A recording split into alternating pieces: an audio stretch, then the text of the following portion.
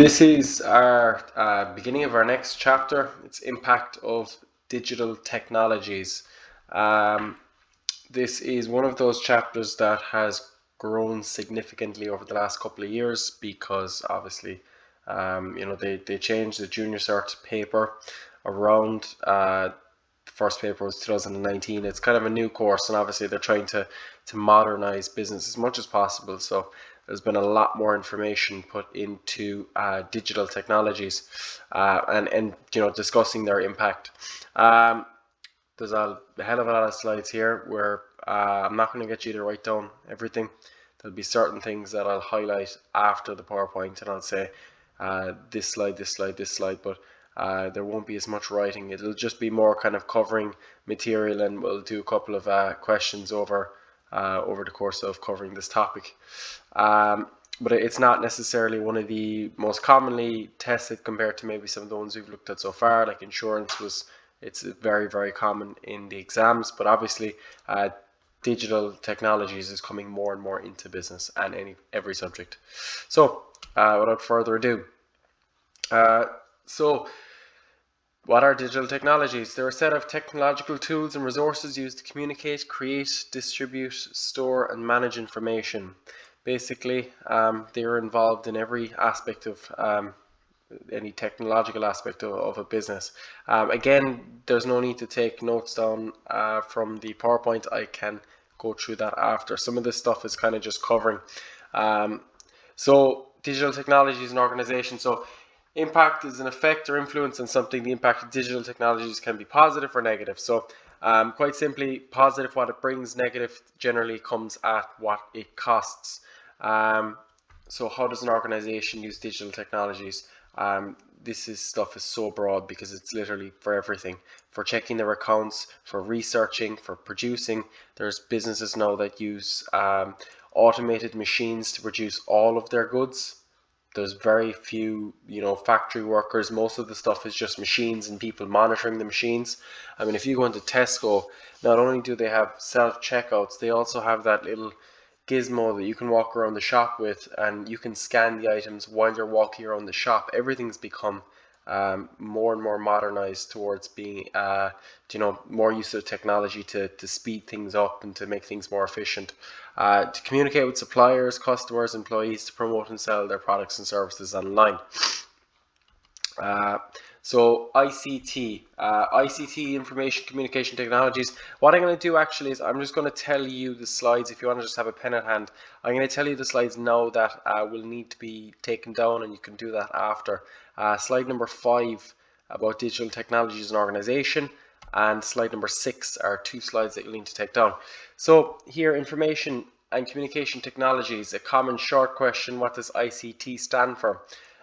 So it refers to the use of technology to send, receive, gather, store, analyze, distribute, and communicate information. I generally don't like elements of this topic because ICT and anything to do with technologies is so broad. You can literally talk about everything. I mean, what's ICT used for? It's used for communicating, it's used for producing, it's used for storing, it's used for analyzing. So it's incredibly broad, and to be honest, once you write anything in your answer, generally you're halfway correct. But obviously they're trying to bring it into business more and more. So hardware is the physical parts of a computer, such as the monitor, scanner, and printer. So your hardware right now, if you had a computer screen, if you were in the computer room in school, your monitor, which is the screen in front of you, any printers, scanners, anything like that would be seen as hardware.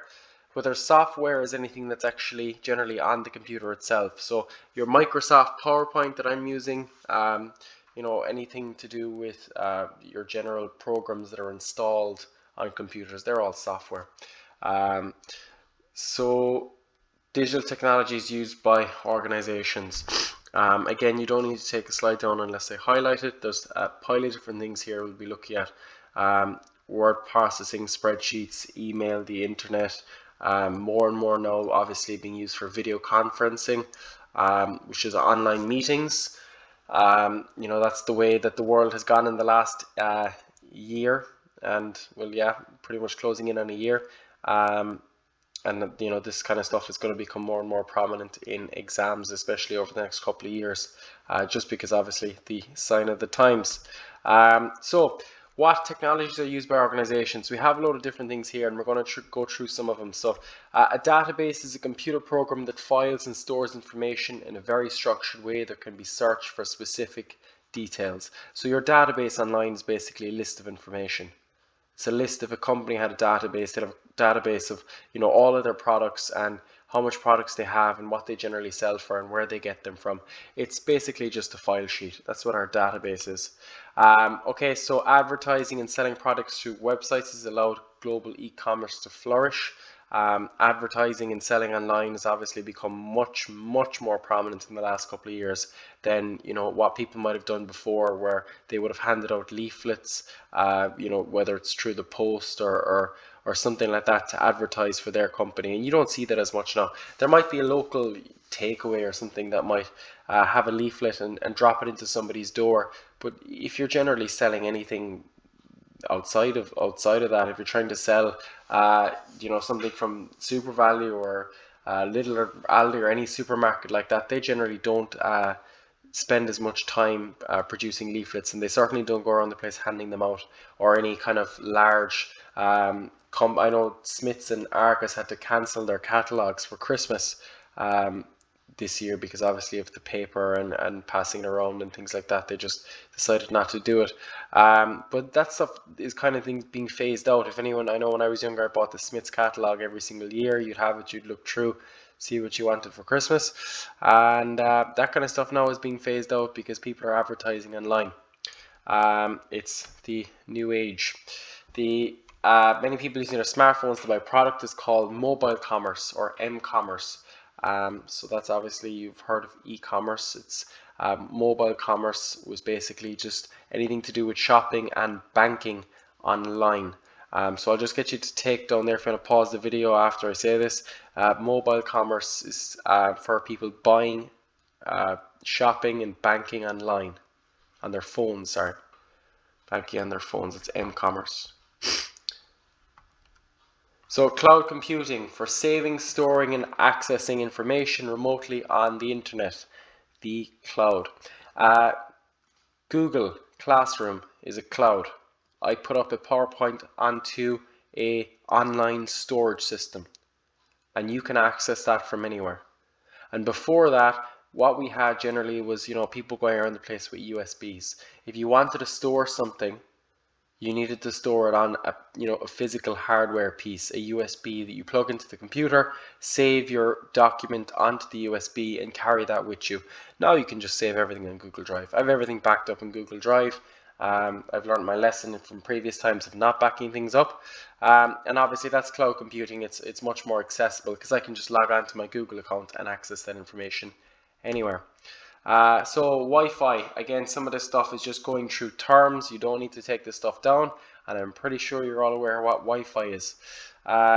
So most businesses would have broadband. You might have broadband that might be connected up with a cable, as you can see from the picture there, but in a lot of cases people use Wi-Fi into their ready devices to connect to the internet wirelessly.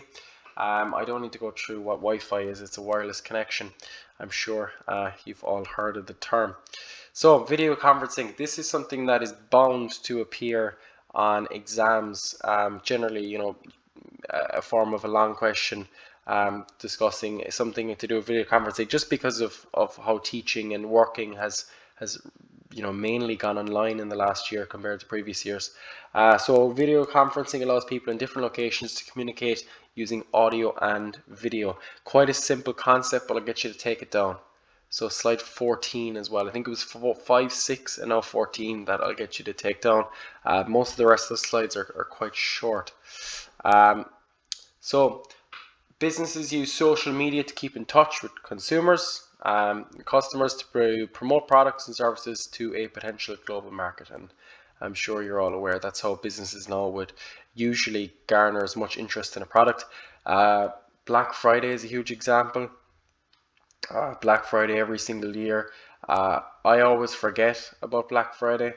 I don't forget when Christmas is. I never forget when my summer holidays is coming. I never forget when my birthday is coming up. but I'll never remember Black Friday. But I'll be reminded, 1,000 times on social media, because every company will be advertising something and saying Black Friday sale, Black Friday sale. So that's how people are using, that's how businesses now are using that platform in order to advertise, and they're shoving it down our throats. So tablets, again, a lot of this stuff is just terms, just for you to understand, and not necessarily a definition, so we don't need to take down. But again, I'm sure you're aware, tablets are wireless portable touchscreen devices that are smaller than a laptop but larger than a smartphone. Obviously they're wireless, you can walk around with them, and they are touchscreen. Smaller than a laptop, larger than a smartphone. I'm sure we've all seen one. So apps, again, something that's not too new. Applications are specialized software programs that perform specific tasks. Whether it be your camera app on your phone, Snapchat, whether it be Instagram or whatever app you're using on your phone, they're all applications and they're software programs. And they're all designed to perform specific tasks. So benefits and rewards of using digital technologies. So digital technologies have many benefits for the following areas of business. I'll get you to take this one down as well, slide number 18, so you can add that to the list. Digital technologies have many benefits, so recruiting and managing staff, market research and marketing, production, finance and administration. So obviously for any form of a business now, with their, being able to work online, recruiting staff is easier. You can just put out an application online and people can see that and submit their CVs. You can market, you can ask people questions. Businesses now more than ever are, they're marketing using Instagram stories and things like that, where they're putting up a story and they're asking people whether they prefer this kind of product or this kind of product, and it's kind of going to a poll, and the business is obviously taking down this information and seeing what people prefer. It's easier now more than ever to use technologies to get people's opinion rather than trying to stop somebody walking around the store and ask them questions. Obviously digital technologies are used for production, for factory work, and for speeding up anything to do with finance or administration. There would be basically your desk work. A secretary would mainly be involved in doing admin work, which is administration. So again, nice and quick, job vacancies can be advertised online, which will increase the number of applicants. If you have a job in Dublin and you're trying to advertise for 100 new workers to come in to work with Facebook, Facebook will probably get most people that they'll get most of their applicants from their online recruitment effort, I suppose. So what they're doing is they're putting out an ad on Facebook, they're putting up something on a website, they're putting up around different kind of areas, they're sending this and asking people to post it, that there's a job vacancy going in the Facebook office, there's 100 people they're looking to take on, and obviously most people are doing this kind of stuff online. You're going to find that a lot of things are going to stay online after the pandemic, and when things can return some way to reality, just because of how easy it is that people can do it from their homes. You'll find that a lot of people will probably like job vacancies and online interviews and stuff like that, that people more and more kind of doing this stuff online.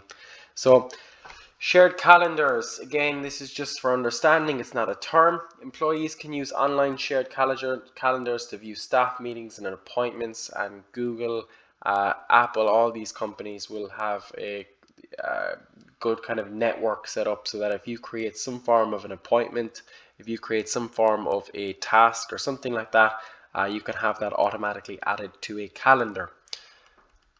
Email and text, sure we've heard, can be used to communicate with staff. That's what email and text can do if you have not seen the two before. Again, I'll repeat myself, some of this stuff is it's just me kind of going through it, but I'm assuming now that everybody knows what this kind of stuff is. So staff can avail of online training which they can complete at their own pace. I can put up a some form of an online training course. I can look online and there could be some online course to do with finance and understanding of finance. There's 7 different tasks. After you complete a task, you'll garner a certain amount of percent complete and stuff like that. And that's your general online training. And in a business, for especially for new employees, they could be sent these online courses that they'll take part in. Just a few more slides just to go through. So again, regarding recruiting, so staff might be able to work from home, teleworking through the use of broadband, email, telephone, and video conferencing. So this is more, to do with managing staff. I'm going to get you to take this one down. Teleworking is working from home. The reason I get you to take this down is because this is becoming a lot more common in the last year. So, and there hasn't been a junior cert in the last 12 months. So anything to do with the pandemic will be appearing for the first time on the coming junior certs. So, the questions are most likely to be about what's going on in the world now compared to maybe some of the stuff that was in the textbooks before the pandemic. There'll be certain changes. So teleworking is becoming more common.